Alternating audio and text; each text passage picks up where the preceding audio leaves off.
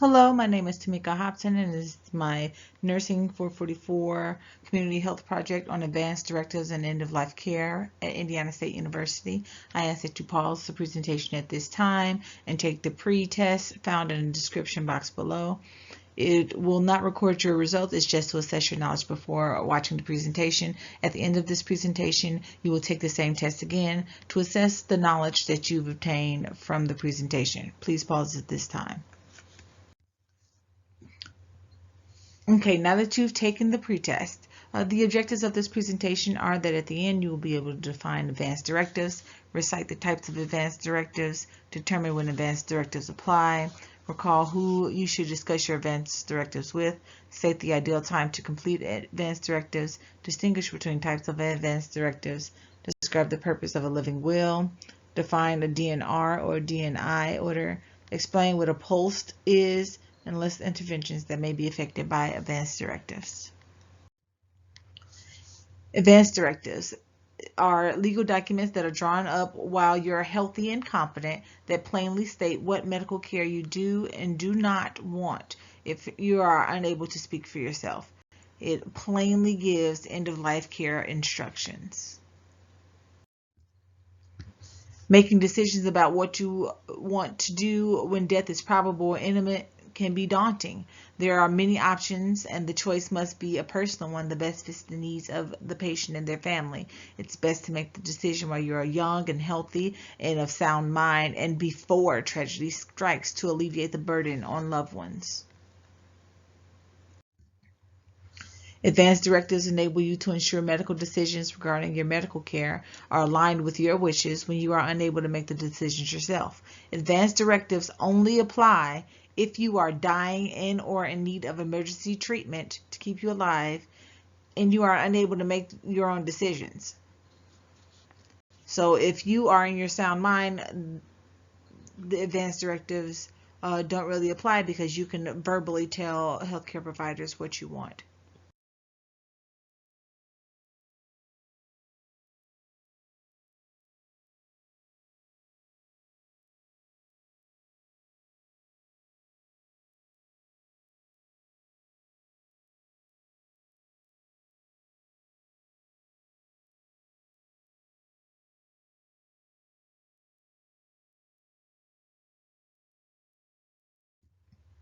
Where to start and what to do? Well, first off, you need to figure out what care you do and you don't want done. Next, you need to let your loved ones and your doctors know about your decisions. And it's very important that you know the laws and requirements of your states. Some states require that you have the document signed in front of one or two witnesses. Some require that you have the document notarized once it's signed by you and the witnesses. So it's very important that you look up the requirements for your state and make sure that everything will be official. And then make it official. Like I said, some states require that advanced directives be witnessed and notarized in order to be legal. So you want to know exactly what you need to have done to make sure that your wishes will and can be carried out in the event that you can't make your own decisions. And last, change it as you change.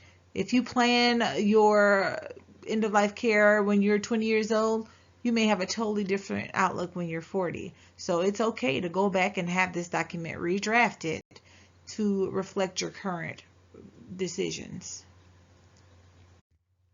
What care options are there? Well, advanced directives can affect whether you have CPR, whether you have certain medications such as pain medications, antibiotics, medications to stop fevers, medications to help you go to the bathroom. It can affect whether you are intubated and on a mechanical ventilator.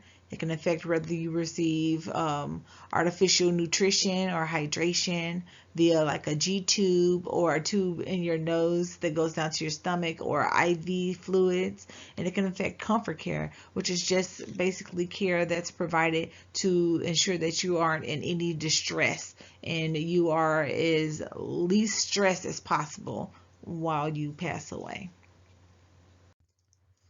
A living will is a legal document that plainly tells what care you want to be done, if any, in the event that you are unable to make decisions for yourself. in an attempt to save and prolong your life. And this document also tells what to do in case of your death. A durable power of attorney for healthcare, or a healthcare proxy, is an adult picked by you and named in a legal document to make medical decisions for you when you are unable to make them yourself. You need to decide what medical care you absolutely do not want and what care you absolutely do want, and you need to discuss it with this person, because how can they make the decisions for you when you are unconscious if they don't know? So you need to discuss your wishes and make sure that that person can honor them. Because what if it's something that they don't agree with, and you chose this person and they may not be able to honor your wishes? So if you ensure that they honor them when you are competent and able to make the decision yourself, the person is not surprised by your wishes in case of an emergency.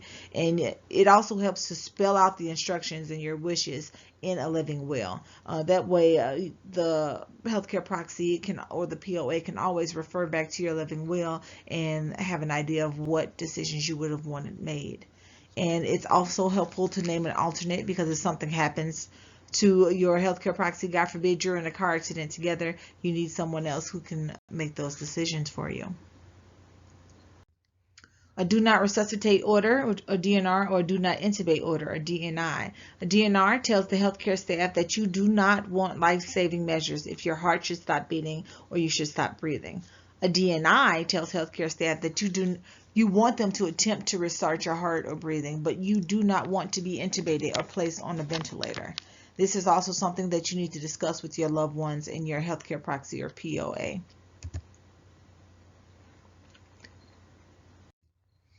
A physician order for life-sustaining treatment, or a POST.